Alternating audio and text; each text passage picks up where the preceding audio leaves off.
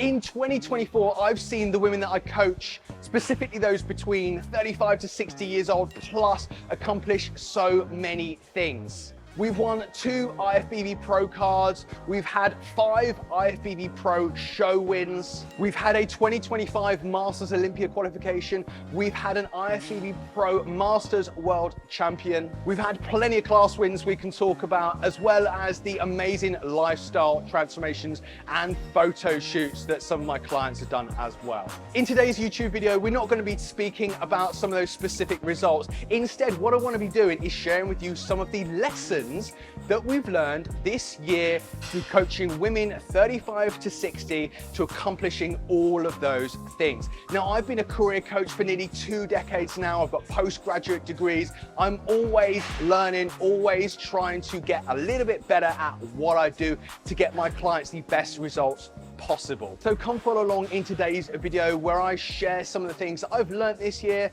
some things that have kind of confirmed what I already knew, as well as just some small tweaks to people's training, nutrition that have really impacted this year. Because I'm a little bit short on time today, I'm also going to train while I'm doing this. So feel free to follow along with the workout if you want to. Otherwise, between my sets, I'm going to be talking about all the things that you want to know in terms of how to get the best out of your training, best out of your nutrition in 2025.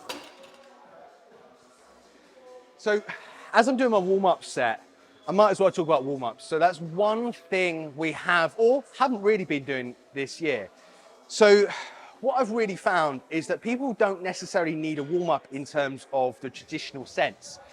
Now, when I was first starting my personal training days, nearly 20 years ago or so, it was a little bit of a jiggle around on a foam roller, it's doing some stretching stuff, and then you go into your resistance stuff. Nowadays, I just find that people who have the structure of their training set up in the right way don't need to be doing traditional warm-ups. Instead, you might do something like similar to what I'm doing here. So I'm just doing a warm-up set. So you're just kind of ramping up in weight slowly. So I'm just putting a 20 kg, 45-pound plate on the bar, doing my chest supported T-bar rows, just for an easy warm-up of like 10 to 12 reps, and then gradually build up the weight.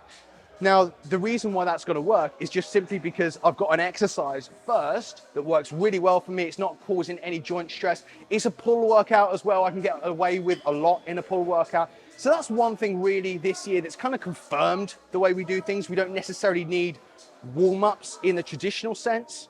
That being said, for especially like my bikini athletes, we have found that certain mobility work, especially on like T-spine rotation and improving anterior pelvic tilt, can really improve their posing. So we won't necessarily use that stuff as a warm-up.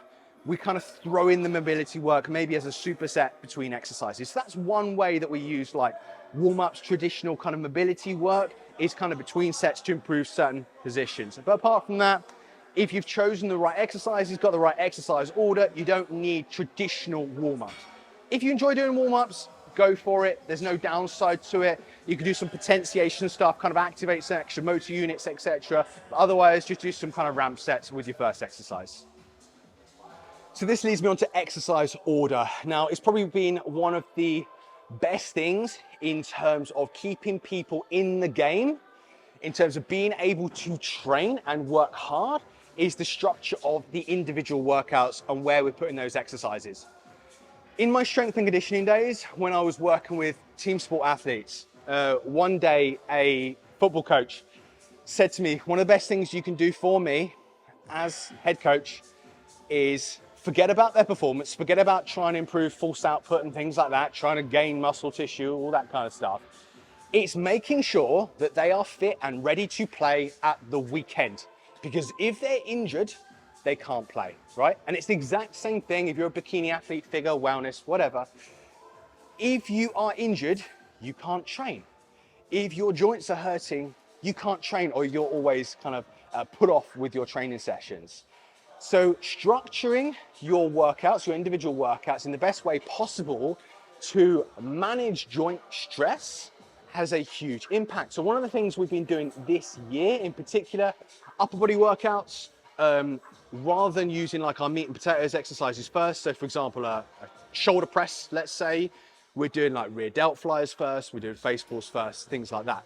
So this is something I've been doing for a number of years now, but this year has really confirmed the efficacy of that approach in terms of keeping people in the game and injury free. And that's why we've managed to end this season with so many athletes still enjoying their training in that post-show period. They're still feeling good. Yes, there's a few people that have pushed a little bit too hard with things, and we've got a little, some injuries that we've got to kind of deal with in this off season. But generally speaking, this has been one of the best years for kind of not having as many injuries. And I definitely believe it's because of the structure of those individual workouts. Same with lower body workouts, so doing things like hamstring curls and things like that first, rather than kind of having them as a token towards the end of the workout. So that's one thing we've been doing this year that's made a big impact and that we will continue to be doing in the 2025 season. So how long have our average training phases been? So our mesocycle length. I firmly believe that training cycles should be relatively short. Now, by short, I mean shorter than what many coaches I've seen have been programming. So I'm not into these 12, 16, 20-week training phases doing the exact same things. I find with, especially masters competitors, we want to be cycling our training phases every 5-6 weeks or so. I like to think about it like this. And again, it's kind of based on what we've seen with injury rates, as well as motivation to train, as well as obviously improvement at the end of the day. So I think of it like this. So imagine you're a Formula One car, you're aggressively going around the track in the exact same direction every single time. There's always going to be more wear and tear on certain areas of the car. Now, I'm not a mechanic. I don't understand the areas of the car. I understand engine, brakes and wheels, and that's about it. But there's always going to be more wear and tear on certain parts of that car. Whereas if we do so many laps and then we change the track, right? Obviously not realistic in Formula One, but we change the track, or we start going around the track in the opposite direction. Now, although your body or the car, the driver, isn't accustomed to going around in that direction or accustomed to going around that track, there's less wear and tear on those structures that have been ground down by going around in that repeated way, okay? So that's the idea. So by changing training phases after maybe 5 or 6 weeks, we can layer in new exercises, stress the body in a very slightly different way. So stress the joints in a slightly different way and stress the muscles in a good way in a slightly different way. But equally, like 4 weeks doing the same training phase, it's probably not quite enough. For some people, it's okay. For some people that are kind of dopamine driven, we need to kind of switch out training phases a little bit more frequently. But 5-6 weeks, in that 4th, 5th, and 6th week, you've kind of reached a bit more of a plateau. We can layer in some new exercises, change the training phase, whatever. We can always return to that training phase maybe after another 12 weeks or so and repeat that same training phase. But either way, we're going around a different track, right? We're kind of going around in a different direction. We're changing joint stress. And as I said, that's one of the big things that's made an impact this year in terms of injury rates and development, is switching those training phases after around about 5 or 6 weeks or so. So that's something we've been doing for a number of years now. And again, it just confirms what we already know this year. People that are doing 16, 18, 20-week phases, personally, I just think it's lazy coaching. I don't think anyone gets much out of those unless, like, I don't know, unless you're maybe young, you're pushing a lot of PEDs, you can maybe get a lot out of it. You can get away with a lot more if you're kind of taking that approach. But as I said, for us and for the people that I coach, those shorter training phases really do make a huge difference. Okay, so training splits that we've really liked this year. Again, I'm only talking about women 35 to 60 plus actually, and mostly bikini figure wellness competitors, okay? So general population, if you're someone maybe who can only train 2-3 days a week, don't have more than say 40 minutes to spend in the gym, only just getting started on your fitness journey, whatever, these things don't necessarily apply to you at the moment. So really, I'm only speaking to you if you are someone who's experienced, you've reached a plateau, okay? So training splits that have worked really well this year. Big fan of a high frequency approach. We're seeing more and more NPC, IFBB, better glutes, better hamstrings. We need better glutes, better hamstrings. it kind of seems a bit like some cookie cutter feedback that you get after every single show. But even if it isn't cookie cutter, it's true. They're looking at glutes and hamstrings more than ever. They tend to look at glutes first and then scan the rest of your body after that. Versus say PCA, they'll look at kind of your whole body, right? So they'll look at glutes first and then they'll look anywhere else. So you need to be making sure that you're building from the back. Doesn't mean obviously forget the front, but glutes and hamstrings are obviously a key part of that. So we've really found that high frequency approach works really well. So maybe training 3 days a week, glutes and hamstrings. But if you're training 3 days a week, glutes and hamstrings, that doesn't mean you can smash deadlifts and squats 3 days a week. It's just not going to be working, okay? You're going to get a lot of fatigue, going to get a lot of joint stress. Your body's going to be breaking down in ways that you don't want it to, especially if you're a 60 plus bikini world champion, right? We don't want to be putting you in that situation. So 3 days a week, high frequency approach with those muscle groups. Same as if it was shoulders, right? You can technically train 3 days a week, but you just maybe structure it in a slightly different way. So if you're training 3 days a week, glutes and hamstrings, we found that work really well are hip thrusts. The reason why we like hip thrusts are because you can train them very, very frequently. Because they load you more in that shortened range of motion, they're very, very joint friendly as well. They don't cause much lower back fatigue if you're doing them right. We can do those at quite high frequency. Whereas we might only put RDLs maybe once, maybe twice a week. We might put a squat variation once, maybe twice a week. If we're doing it twice a week, we're varying the way we're loading, we're varying the exact motion that we're doing. So we're making sure that we're working all different kind of pathways to trigger some lean tissue gain during the week, but also we're able to train at a high frequency as well. So by the end of the week, look, you could do the exact same approach, only training those muscle groups 2 days a week. But if we're training those 3 days a week, it allows us to spread that volume a little bit more. So let's say the optimal amount of volume for you, for your glutes, is 30 sets per week, just as an example. If we're training that over 3 days a week, we can average out 10 sets on each of those days. Whereas if we were only training that over 2 days a week, we're having to average 15 sets, which means your workouts take a little bit longer. So back to my point, 2024 just confirmed something that we already knew, is that a high frequency approach can work really well, especially for those body parts that you want to bring up fast. So let's stick with training for now, and then we'll chat about some nutrition stuff in a bit. So an industry trend I've been seeing this year with other coaches. Now, I don't like to say bad things about other coaches. There's plenty of ways to skin a cow, right? I tend to be the second coach that someone has. I tend to not be someone's first coach, I'm their second coach, right? It's because, you know, with me, they're trying to kind of step things up to another level. Maybe they've been burnt in the past by another coach, figured out kind of what real coaching or real coach looks like rather than going to an athlete to train with. But anyway, so something that I've been seeing this year off the back end of like consult calls I'm having from someone that's had a previous coach is a real focus on coaches on nutrition, which is awesome, right? And the enhancements that they're taking, okay? The PEDs that they're taking, so the drugs that they're taking, okay? So don't get me wrong, there's a time and a place for PEDs. So I see things a little bit like the layers of a cake, okay? So imagine basic layer of a cake, good bit of sponge cake, icing on top, sprinkles on top of that, okay?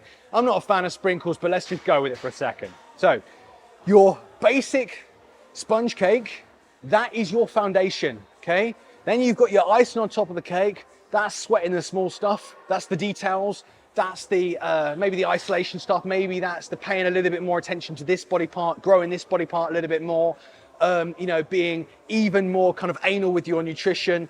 And then you've got the sprinkles on the top. The sprinkles on the top are the PEDs, okay? Now, if people aren't covering the base of the cake and are suddenly skipping from the base of the cake to the sprinkles on the top, they're not getting the most out of things, and they're also sacrificing their health in the process. So the base of the cake, that is your training and your nutrition. What I'm seeing coaches doing is completely forgetting about the training, giving people some kind of cookie cutter approach or just telling them to train by themselves, okay? Making them decide on what they're doing for their own training or giving them PDF pieces of paper to train with. And sure, great, doing great work on the nutrition, giving them a supplement protocol, giving them their PEDs, which could be getting them so far, but they're forgetting the training. That's exactly where I come in terms of making sure that the layers of the cake are set, the training, the nutrition, and then we talk about the icing, and then we can talk about the sprinkles on top of the cake, if and when it's applicable. Associated with that, we're also seeing a lot of coaches who are not qualified to do so, trying to discuss blood work with their clients. So coaches with no scientific, no physiology background whatsoever, trying to discuss blood work with their clients. Now, I'm big on scope of practice, okay? Now, if you are not qualified in that area, if you do not have a scientific background, if you do not have a understanding of how to read blood work, and you're just doing it based on hearsay, what you've read on the web, or some certain course that's becoming popular at the moment, which is not a proper course, it's not a proper scientific course, okay? Then you're not giving the best to your clients and you're sacrificing their health, okay? Layers of the cake first, or the foundation of the cake first, then you work on that, then you work on that, okay? So again, just one industry trend I'm seeing this year, and I'm hoping that next year, coaches will buck their ideas up and just start focusing on the things that count before they start putting their clients' health in jeopardy.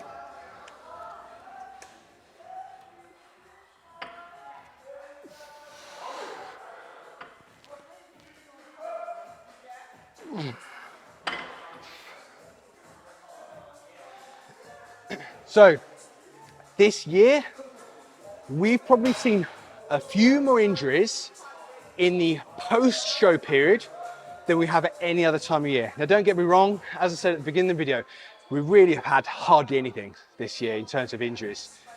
Compared to like your average gym goer, my clients are in tip-top shape. But we get the odd injury. And what I mean by injury is like a few kind of joint niggles, elbows playing up, knees playing up a little bit, just general wear and tear, and just feeling some things like that going on.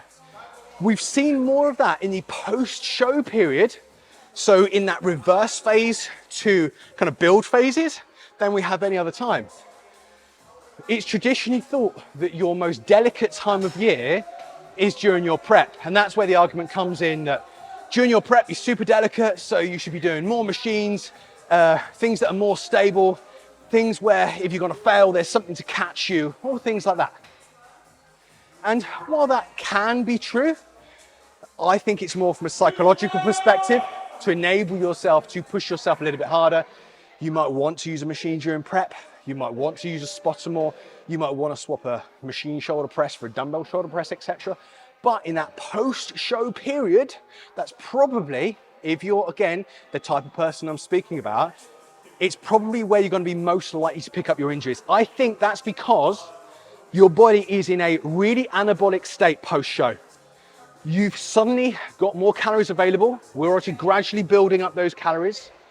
Your strength suddenly starts shooting up again. You might be more confident. You see your strength is skyrocketing up, so you can lift more weight, etc., etc. Now, your muscles are getting stronger, but your joints aren't necessarily keeping up at the same rate, okay? And that's why I think probably in that post-show period, probably from the overconfidence, probably from muscles bouncing back quite fast, probably from the weight that you're lifting shooting up quite fast, and your joints not necessarily being as ready as the muscles are, because the muscles are just bouncing back a little bit faster, that you are most likely to be injured. What can you do about it? There's not a lot that you can do about it, to be honest. It's just about being careful with your training. Obviously, chat with your coach, make sure you're doing the right things, make sure the volume is right for you, etc. But just food for thought, really. Post-show period, we tend to see a little bit more joint wear and tear than what we do during that prep period, or even during like build phases, off-season phases. A couple of quick things we've seen with supplements this year now. So two things really. First off, protein shakes. Now, I've kind of fallen out of love with protein shakes a little bit more this year than previous years. As you know, protein shakes, so let's say for example, whey protein, is a really convenient way to get your protein intake in at any time of day. Versus say 10, 15 years ago or so, when protein shakes were really promoted as a post-workout thing. We know now that the timing of that protein shake isn't that important, okay? You can have, I don't know, you can take yourself a whole chicken to the gym if you want to, right? If you want to get some protein in after your workout. It doesn't make a huge difference with regards to the types of protein and the timing, especially because we know that the post-workout anabolic window of opportunity is a lot bigger than what we first thought. So you don't need to be necking a protein shake straight after your workout. That being said, I do sometimes suggest to clients that they do still get in that post-workout protein shake because it's convenient, it's an easy way to get it in, especially if it's a time of day when it's convenient to get it in. You might not have access to solid food. Also, sometimes having it with some cereal or something like that, especially if you're in the off season, some cereal, some sugary cereals, some high glycemic carbohydrates, or even some rice cakes or something, will just allow you to get that glucose into your bloodstream a little bit faster, create that situation where you're having what's called hyperaminoacidemia and hyper kind of insulinemia. So insulin is nice and high, kind of shuttling those amino acids into those muscles where it needs to, and that glucose where it needs to. It's a nice time of day to get it in. So it's good for some people. Apart from that, don't necessarily need it.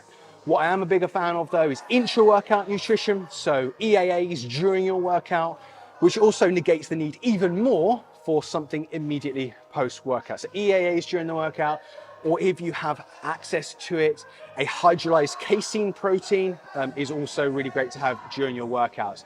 Maybe only 10 grams of EAAs maximum. The research shows that only I think about 7 grams of EAAs is equivalent to something like 25 to 30 grams of protein from whey protein. So you only need about a third to a quarter as much of EAAs as you do that. Hydrolyzed casein, so like Pepto-Pro, for example, it might be 10 to 20 grams if you're having that as an intra-workout. Again, you're not necessarily having a post-workout at all. It might be that you have a solid meal 2 hours afterwards if you're having that intra-workout. So that's one thing I've kind of fallen out of love with this year a little bit more, is having like whey protein at all, apart from obviously if it's convenient to do so. Second thing, creatine. We found that it works no matter what, whether it's off season, you're trying to build muscle, trying to lose body fat, even in the late stages of prep, all the way up to your show, you can have creatine. You do not need to be cutting out creatine. One of the reasons why it works is because it helps to shuttle water inside the muscle cell. So yes, it causes water retention, but the majority of that is inside the muscle cell itself. So it allows you to look a little bit fuller. So keeping that creatine, and by the way, creatine monohydrate, that's the only one I would get. It's the only one that's research proven. It allows you to maintain that fullness up to your competition or up to your photo shoot. So creatine year round, also great for cognitive health. If you were my 95-year-old grandfather, or maybe not my 3-year-old son, but maybe my son at 12 years old, you should be having some kind of creatine monohydrate, starting maybe 4 or 5 grams a day. That's it, as kind of a maintenance dose. One achievement I'm really proud of this year is showing that you can, as a figure competitor, win a pro card as a natural competitor. We showed it earlier in the year. Jessie Cornin, IFBB Pro Figure, we won that pro card. She came straight from winning a natural tested event, well, 2 of them beforehand. It might have even been 3. I think 2 of them beforehand, and winning her IFBB Pro card as a completely lifetime natural athlete. So if you don't think that you can be winning pro cards as a figure competitor by being natural, then think again. It can be done. And the reason why it was done is we focused on the base of the cake, really nailing those, and the icing on top. We don't even need the sprinkles, right? And we've already committed to the fact that Jessie wants to stay lifetime natural, which is absolutely awesome. So we're going to make a pro debut in 2025. We'll see what happens. She might not be the biggest there, but we're going to make sure she's the most aesthetic, she's the most conditioned for it. So you can win an IFBB Pro card as a natural competitor if you do things right. So I'm probably going to annoy a lot of prep coaches in this video. Really don't care. At the end of the day, it's about getting the best for our clients. So whether you take this information on board or not is completely up to you.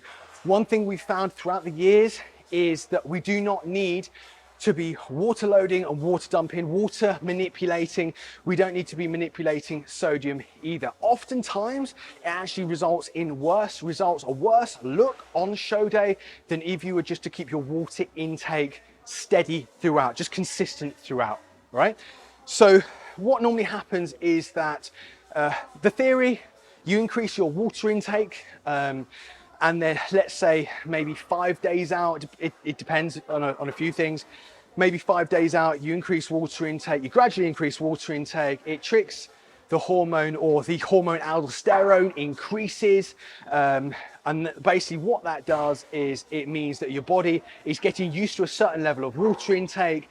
That water intake can kind of pass through your body a little bit quicker. So your body's adapting to that level of water intake. You suddenly then pull water intake away, say the day before show day, or maybe midday before show day. There's a few different approaches that you can use. So you pull that water intake away, your body still thinks that you've still got that high water intake. It then compensates and gets rid of a lot of water, so you dry out. Now the problem with that is that your body is pulling water from everywhere. It's not just subcutaneously, it's not just kind of underneath the skin, it's pulling water away from your muscles as well. So what happens by trying to manipulate water intake is that you end up looking flatter, you have less of a 3D look. You end up looking smaller than what you did originally, and you don't end up necessarily looking any drier than what you did. Similar thing happens when you try to manipulate sodium. The only thing that we do with sodium is increase it on show day if we need to increase it just to allow us to get a good pump. We might increase it the night before. It depends on the strategy that we're using, okay? It also, when it comes to water loading, it's ridiculous in the way some people are using it in conjunction with their carbohydrate manipulation strategy in their peak weeks, okay? When you've got water coming in, you need to have carbs coming in at the same time. For every gram of carbohydrates, your body pulls in about 2.7 grams of water at the same time.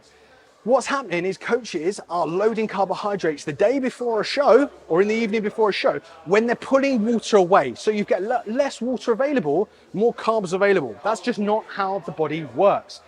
So instead, what we want to be doing, what we've seen this year, we get the best look, the best results when we've tracked water intake from a few weeks out. If you increase it, fine, but increase it, maintain it. We don't need to pull it.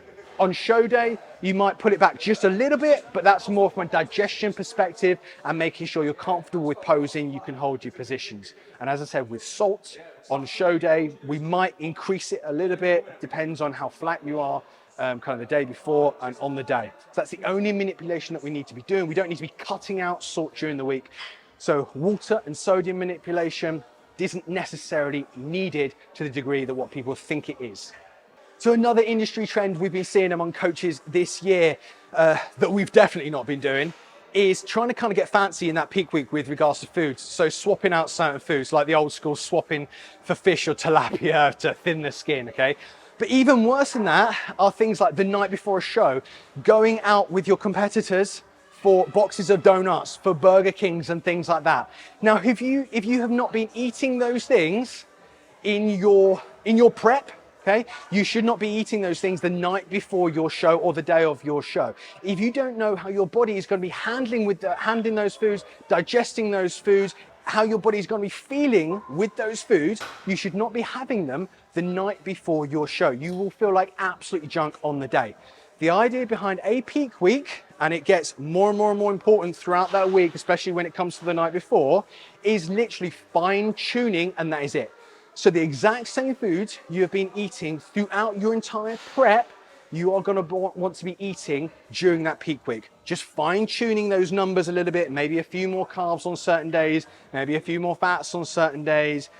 Maybe you deplete and then fill, spill and deplete again. Whatever approach you're going to be using, or step load approach, if you want to be using that, that's a good approach we've used this year as well.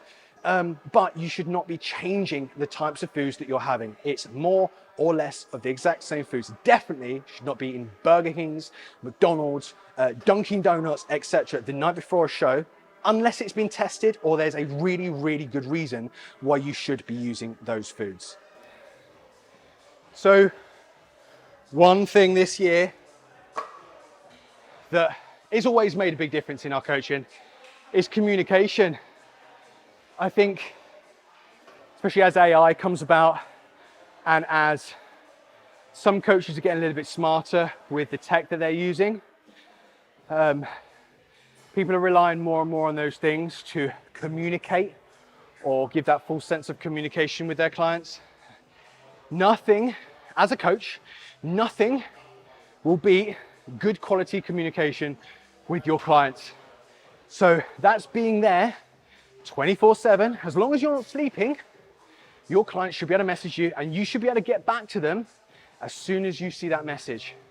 For coaches that think that this job is easy and you can, I don't know, sit on a beach with your laptop and be an online coach, earn 6 figures or whatever, you know, marketing you've seen for becoming an online coach. For coaches that think that that's a reality, you're not going to be doing a great job as a coach. So the more and more, especially AI comes in, you need to be thinking more about being a person as a coach. Clients, athletes buy coaches. They don't buy AI, they don't buy automation, they don't buy a cookie cutter program. They buy communication with you and your expertise. So the better you can communicate, the better results you get for your clients. They have the security and knowledge that you are there anytime they need something, can ask a question rather than Googling something that might take them off in a completely different direction, get them second guessing something and doing something else. They can actually ask you and listen to you because you are their guide, you're their Yoda, all right? So making sure you are there as much as you possibly can is key. Look, I've got a 6-month-old and I've got Harvey who's just coming up to 3 at about the time this YouTube video will come out, okay? I've been awake since 1 a.m. I say awake, I've been sleeping in his bed because he's been sick. So I haven't really slept very well. Yet one of the first things I do this morning after daddy duties, instead of sitting down, okay, with 20 minutes to spare before I've got to leave the house, is sit down and I get back to my clients. It's one of the first things I do after my family duties and after obviously getting ready for the day. After this shoot today, you know, we've got Peter filming this today. After this, I've got maybe 15 minutes before an in-person client shows up here before I've got to train them. In that 15 minutes, I will be messaging my clients back with anything that they need, right? So making sure you are there for your clients will be key in 2025. The more and more automation, more and more AI and things like that, coaches start to use more and more. I always say the cream always rises to the top. You know what I meant. So the cream always rises to the top. The better the coach you can be, the more your clients stick around, okay? The more you retain your clients, the more your clients refer. You don't need hundreds of thousands of Instagram followers, YouTube subscribers, etc. You just do your job as a coach, communicate with them, get them great results. One thing I've seen from 2024 as an industry trend as well is that you guys are getting so much smarter. That's not to say like you were dumb before, don't get me wrong, but with more and more and more access to information year after year, you guys are getting so much smarter. You're going out on your own to research things, get education in different areas, going out buying books, Googling things more. You've got access to you know, little exercises and things like that you might see on Instagram. You ask more questions. So as coaches, I think that's awesome because that kind of gives us the push that many coaches need to go out and learn even more themselves. As I said at the beginning of this video, like I've been in this game, coaching, career coach. I'm unemployable, right? I can't do anything else. I'm a career coach for nearly 20 years now. It's the only thing I really know. And I think this year alone, I worked it out the other day, I've got over 15,000 hours of training data from clients. Just me, I've got 15,000 hours of lifting numbers that I can look at and see what works, what doesn't, just in the past year. I've got postgraduate degrees, etc. I've got all that stuff. I'm always trying to learn more and more and more. So, you know, there are coaches out there, many coaches, many personal trainers out there that are just not motivated at getting themselves better, okay? I think if I'm speaking to a coach here, I think one of the best things you can do, one of the best investments you can make is just simply to bring up your knowledge base. Invest in yourself, more courses, more industry conferences, travel. Like in the last few months, I've traveled to the US twice just to go to conferences, just to meet people, chat with people, etc., and just to see what's going on. I'm always trying to learn. So that's one of the big things we've seen from 2024 is that people are getting smarter. You guys are getting smarter, which is great for us because we need to get smarter as well.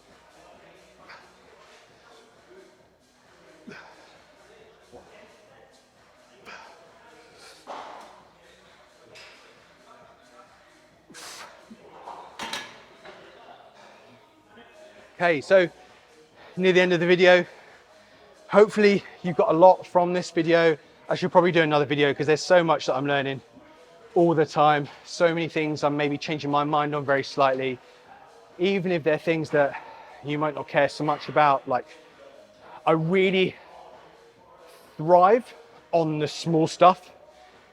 That's the stuff that kind of keeps me motivated. How can we get those 1%, how can we get those marginal gains out of the people that I'm working with, especially people that are closer to their genetic limit, or they've got stubborn body parts, glutes won't respond, shoulders won't respond, etc., etc.